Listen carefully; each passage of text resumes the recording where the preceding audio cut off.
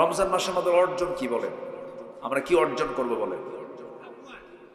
হ্যাঁ, ফাইন একটা কথা, একজন সুন্দর জবাব দিয়েছেন। কি অর্জন করব বলেন তো? তাকওয়া। তাকওয়া অর্জন করার মাস হচ্ছে রমজান মাস। তাকওয়া মানে হচ্ছে ওয়াকিউন থেকে এসেছে, যার অর্থ হলো বেঁচে থাকা। যার অর্থ কি? বেঁচে থাকা। কি থেকে বেঁচে থাকা বলেন? কি থেকে বেঁচে থাকা? সকল প্রকার অনিষ্ট থেকে, সকল প্রকার মন্দ মুনকার, যত মুনকার কাজ আছে সমস্ত মুনকার কাজ থেকে বেঁচে থাকা কি তাকওয়া বলা হয়। ওয়াকিউন মানে বেঁচে থাকা। এই যে বাঁশঝাড় দেখতেছেন না, বাঁশঝাড়, এই যে এটাকে বাঁশঝাড় বলেন এলাকায়, বাঁশঝাড়। এই বাঁশঝাড়ে অনেক বড় বড় বাঁশঝাড় আছে, কিন্তু যদি কোনো লোক যদি এখানে এপার থেকে ওপারে যেতে চায়, বাঁশঝাড়ে অতিক্রম করে ওপারে যেতে চায়, যদি চোখ বন্ধ করে দৌড় মারে, ও কি বাঁচবে? ওর কি চামড়া ঠিক থাকবে? চোখ ঠিক থাকবে? কেমনে দৌড়াবে সে? কেমনে যাবে? সতর্কতার সাথে। কেমন করে সে চলবে? সেই সময় তার নিয়ম হলো আগে চোখ দিয়ে দেখবে এই বাঁশঝাড়ের যে ডালপালাগুলো আছে, কঞ্চিগুলো আছে, আস্তে আস্তে করে সরাইয়া দেবে। সরাইয়া দিয়া তার চামড়া যেন অক্ষত থাকে, দেহ যেন রক্তাক্ত না হয়, দেখে শুনে বেছে বেছে যেমন বাঁশঝাড় তার অতিক্রম করতে হয়। এই জাগতিক জীবনে যে ইমানদার চলতে নিয়ে, এই সমাজে চলতে নিয়ে, পরিবারে চলতে নিয়ে, সব জায়গায় চলতে নিয়ে যখন সামনে কোনো হারাম পড়বে, হারামগুলো বেছে বেছে সরাইয়া দিয়া হালালগুলোকে গ্রহণ করে যে বান্দা চলবে, এটাই হলো তাকওয়ার জীবন। এটাই হলো তাকওয়া। কিন্তু আমরা তো রোজা রাখি, বিড়ি খাওয়াই ছাড়ি না। এ জাতি কি ভাত বেশি খায় না বিড়ি বেশি খায়? হ্যাঁ বলেন, বিড়ি বেশি খায়। এত বিড়ি খায়, সারাদিন রোজা রাখে, কোনো সমস্যা নাই, কোনো ক্লেম নাই, কোনো কিছুই নাই। এত সুন্দর চলে গেল দিনটা। খুব সুন্দর করে দিনটা পার করার পর সন্ধ্যায় ইফতার করে মাগরিব নামাজটা পড়েই কিছু বুড়া চাচা আছে, দোকানের সামনে যায়। দোকানের সামনে না যায়, বলে সারাটা দিন বিড়ি খাই নাই, বা দাও বিড়ি দাও। সারাদিন যে খাই না, একসঙ্গে 3টা খাবো, কাজা সহ আদায় হোক। বলেন আছে না নাই? আছে না নাই? না জানি তো, জানি। আমার মাহফিল ছিল রংপুরে, বছর 2-3 আগের কথা। হারাগাছ, প্রচুর তামাকের এলাকা, বিড়ির ফ্যাক্টরি এলাকা। আমি জানতাম না যে কারা দাওয়াত দিয়েছে। তো মাহফিল আমি আলোচনা শেষ করেছি, শেষ হওয়ার আগ দিয়ে মাহফিল কমিটির যিনি সভাপতি, তিনি বলেন, হুজুর একটু খাস করে দোয়া চাই। কি দোয়া? আমার নিজের একটা বিড়ির ফ্যাক্টরি আছে, দোয়া করো। বলেন তো আমি কি শুধু জটিলতায় না মহা জটিলতায়? কি করি এখন, দোয়া কেমনে করি? তো নাকি আবার কানে কেনে বললাম, ভাইজান সরি, আমি দোয়া করলে পরে গোটা দেশে বিড়ি জায়েজ হয়ে যাবে, আমি এটা বলতে পারবো না। সম্মানিত ভাইয়েরা, যে রোজা সামান্য নেশাকে বাদ দেওয়াতে পারে না, যে রোজা মিথ্যা ছাড়াতে পারে না, এটা তো রোজা নয়। এটা আমাদের, আচ্ছা জি, এটা আমাদের সিয়াম নয়। সিয়াম তাকে বলে যে ব্যক্তি সকল প্রকার হারাম কাজ থেকে, মিথ্যা, বাজে কথা, এগুলো ছাড়তে হবে। তো এগুলো না ছাড়লে তো রোজা হবে না। এবং আমার নবীজি স্ট্রেট বলেছেন, মাল্লাম ইয়াদা কাওলা যুর ওয়াল আমাল বিহি ফালাইসা লিল্লাহি হাজাতুন ফি আন ইয়াদা তুআমাহু ওয়া শারাবা। সে লোকের রোজা রাখার কোনো প্রয়োজন নাই যে ব্যক্তি তার বাজে কথা এবং বাজে আমল যে ছাড়তে পারলো না, তার রোজা রাখার কোনো প্রয়োজন। রাসূল বলেন, সে শুধু না খেয়ে থাকলো আর তৃষ্ণার্ত হয়ে শুধু দিনটা পার করলো, তার কোনো প্রাপ্তি আল্লাহর কাছে নাই। তাহলে বলুন তো, শুধু না খেয়ে থাকলে কি রোজা হয়? না খেয়ে থাকলে কি রোজা হয়? একজন রোজাদার ছিলেন, মারিয়াম বিনতে ইমরান আলাইহিস সালাতু ওয়াস সালাম। তিনি বলেছিলেন, ইন্নী নাযারতু লির-রহমানি সাওমা, আমি রোজা আছি, আমি কোনো কথা বলবো না। ইন্নী নাযারতু লির-রহমানি সাওমা, সাওম মানে রোজা। আমি রোজা আছি, আমি কোনো কথা বলতে পারবো না। তার রোজা ছিল হলো কথা না বলা। কেমন করে? আল্লাহ পাক এই মহিলার পেটে একটা সন্তান দিয়েছিলেন যার বাবার কোনো পরিচয় ছিল না, তার কোনো স্বামী ছিল না, কিন্তু আল্লাহ পাক তাকে পিতৃহীন, স্বামী ছাড়া তাকে একটা সন্তান আল্লাহ পাক দান করেছিলেন, যিনি এখনো মারা যান নাই, যে নবী আবার আসবেন। আল্লাহ পাক তাকে আসমানে তুলে নিয়েছেন, আবার তিনি আসবেন, বাতিলদের মোকাবেলা করবেন, বাইতুল মুকাদ্দাস তার হাতে চলে আসবে, মুসলমানদের বিজয় চলে আসবে, আবার তিনি আসবেন। সেই নবীর নাম কি বলুন? সেই নবীর নাম কি? ঈসা আলাইহিস সালাতু ওয়াস সালাম। আমার বন্ধুগণ, শুধু না খেয়ে থাকার নাম রোজা নয়, না খেয়ে থাকলেই মুত্তাকি হওয়া যায় না, তা বোঝানোর জন্য আমি সেই মহিলার দিকে চলে গেলাম, যে মহিলার নামে মহান রব্বুল আলামিন একটা সূরা পর্যন্ত নাজিল করেছেন, সূরা মারিয়াম। আবার বাবার নামেও সূরা আছে, সূরা আলে ইমরান।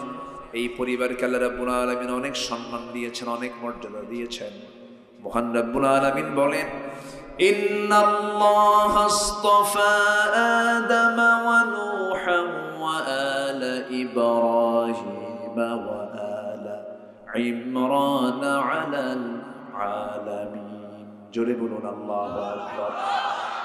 আল্লাহ রাব্বুল আলামিন আদম আলাইহিস সালাতু ওয়াস সালামকে, নূহ আলাইহিস সালাতু ওয়াস সালামকে, আলে ইমরানকে, ইমরানের বংশধরকে গোটা পৃথিবীবাসীর উপরে শ্রেষ্ঠত্ব দান করেছিলেন, সম্মান দিয়েছিলেন। সেই সম্ভ্রান্ত পরিবারের সন্তান হচ্ছেন মারিয়াম বিনতে ইমরান আলাইহিস সালাতু ওয়াস সালাম। আল্লাহ পাক তাকে অনেক সম্মান দান করেছিলেন। যখন তাকে আল্লাহ রাব্বুল আলামিন সন্তান দেওয়ার সিদ্ধান্ত দিলেন, পিতৃহীন সন্তান তার ভূমিষ্ঠ হবে, তার গর্ভে চলে আসবে, তিনি বলেন, আল্লাহ কেমন করে সম্ভব? লাম ইয়ামসাসনি বাশার, কোন পুরুষ আমাকে স্পর্শ করলো না, আমার পেটে সন্তান কেমন করে আসবে? অসম্ভবকে সম্ভব করতে পারেন তিনি আমার কে? তিনি আমার কে? আল্লাহই করতে পারেন। ইন্না মাসালা ঈসা কামাসালি আদম, ঈসার দৃষ্টান্ত হলো আদমের মতো। আদম আলাইহিস সালামের বাবার কোনো পরিচয় ছিল না। আল্লাহ তাআলা যদি পিতা ছাড়া আদমকে বানাতে পারেন, তিনি কি পিতা ছাড়া ঈসাকে বানাতে পারেন না? অবশ্যই বানাতে পারেন। ঈসা আলাইহিস সালাতু ওয়াস সালাম যখন তার মার গর্ভে চলে আসলেন, আল্লাহ চূড়ান্ত সিদ্ধান্ত দিয়েছেন। যখন চলে আসলেন, 6 মাস বয়স হয়ে গেল, বাইতুল মুকাদ্দাসের পাশেই তিনি ছিলেন। সবাই বলা বলি করলো, মারিয়াম তোমার লজ্জা নাই, শরম নাই, স্বামী নাই, অথচ তোমার পেটে সন্তান কেমন করে আসলো? এত বড় যখন গালিগালাজ দেওয়া হলো, একটা বারের জন্য তিনি ধৈর্যহীনতার পরিচয় দিলেন না। সর্বক্ষণ 24 ঘন্টা ভরসা করলেন, যার উপরে তিনি আমার কে। বিপদে ধৈর্য ধরে ভরসা করতে হয় কার উপরে? আল্লাহর উপর। অবশ্যই ধৈর্যের পুরস্কার কে দেন? পৃথিবীর কেউ না দিতে পারলেও কে দিবেন? আল্লাহ দিয়ে দিবেন। ধৈর্যের এক পিরামিড ছিলেন মারিয়াম আলাইহিস সালাতু ওয়াস সালাম। অনেক মা বোন আজকের মাহফিল আসছেন,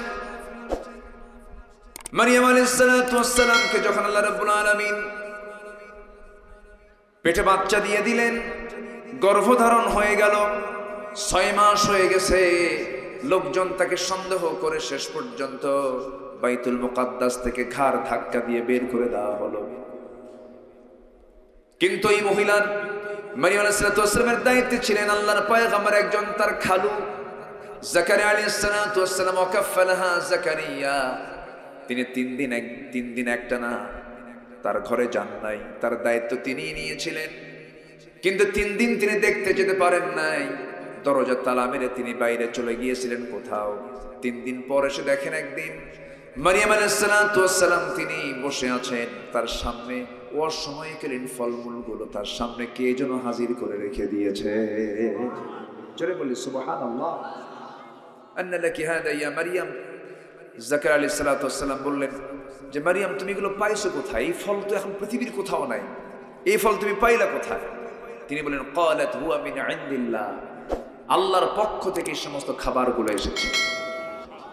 জোরে বলি সুবহানাল্লাহ। কার পক্ষ থেকে? এই পৃথিবীতে একজন নারী দুনিয়াতে বসে জান্নাতের খাবার খেয়েছেন, তিনি কে? মারিয়াম। কত সম্মান আল্লাহ পাক তাকে দান করেছেন। তিনি বলেন আল্লাহ তাআলা আমাকে দান করেছেন, আল্লাহ আমার জন্য খাবারটা পৌঁছায়া দিয়েছেন। আমার বন্ধুগণ, শেষ পর্যন্ত হলো কি, সবাই সন্দেহ করে তাকে ঘাড় ধাক্কা দিয়ে বের করে দিল।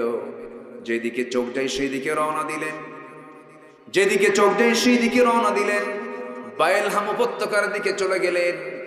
সেই জায়গায় যাওয়ার পর 9টি মাস পূরণ হয়ে গেল, সন্তান ডেলিভারির সময় হয়ে গেছে। তার পাশে কোনো ধাত্রী নাই।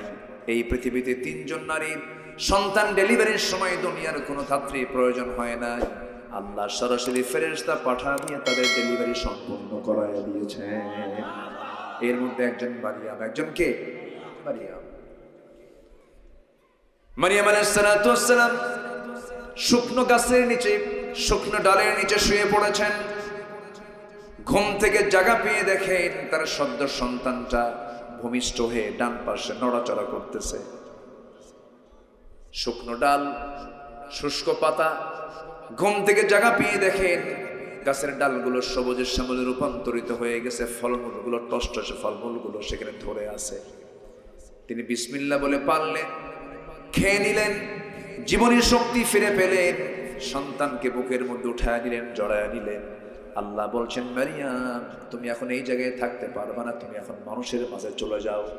তিনি বলেন, কেমন করে যাব আমি? আমার যাওয়ার তো কোনো পথ নাই। আমাকে আগে বলেছে অসতী, আমাকে বলেছে চরিত্রহীনা। আমি যখন এই সন্তানকে নিয়ে যখন সবার সামনে হাজির হব, সবাই বলবে এই জারজ সন্তান তুমি কোন জায়গা থেকে নিয়ে আসছো? আমি কি জবাব দেব? সঙ্গে সঙ্গে আল্লাহ পাক তাকে জানায়া দিলে, যখন তোমাকে কেউ প্রশ্ন করবে তুমি সঙ্গে সঙ্গে বলবে ইন্নী নাযারতু লিররহমানি সাওমা, আমি রোজাদার। আমি কি? রোজাদার। তাহলে এখানে কি না খেয়ে থাকা রোজা? ওনার রোজাটা ছিল হলো কথা না বলা রোজা। বলেন বলেন কি কি রোজা ছিল? বলেন, কথা না বলা। তাহলে রোজা কি শুধু না খেয়ে থাকে না কথা না বলা? কি কথা না বলা? বলেন বলেন বলেন কি কথা না বলা? সকল প্রকার বাজে কথা না বলা। রোজা রেখে যদি বাজে কথা বলেন, শেষ। রোজা হবে, আসতে কন কেন? রোজা হবে, তবে রোজা রাখার পর সন্ধ্যার পর থেকে বাজে কথা বললে আর সমস্যা নেই। বলেন জি। তাহলে এটা ট্রেনিং, কিন্তু এটা কি বলেন তো? ট্রেনিং। যে এই যে আমি আমার এই টাইম ডিউরেশনে সূর্যোদয় থেকে সূর্যাস্ত পর্যন্ত আমি কোনো কথা বলতেছি না। কি কথা বলতেছি না? বাজে কথা। এই যে প্র্যাকটিস করলাম 10 ঘন্টা 12 ঘন্টা, এটা যেন আবার বাকি রোজা না থাকা অবস্থায় যেন এটা কন্টিনিউ থাকে। এই জন্য একটা না কয়দিন দিয়েছেন? বলেন কয়দিন? 30 দিন। আল্লাহ এই মাসটা যে কত বরকতময় করেছেন, জোরে বলি সুবহানাল্লাহ। আমি এই কথাটা নিয়ে আসার মূল কারণ হচ্ছে কথা না বলাটাও রোজা, কথা না বলাটাও রোজা। তাহলে মারিয়াম আলাইহিস সালাতু ওয়াস সালাম তিনি কি বললেন? আমি রোজা আছি। আমি কি আছি? রোজা আছি। ইশারা করে বললেন, আমি কোনো কথা বলবো না।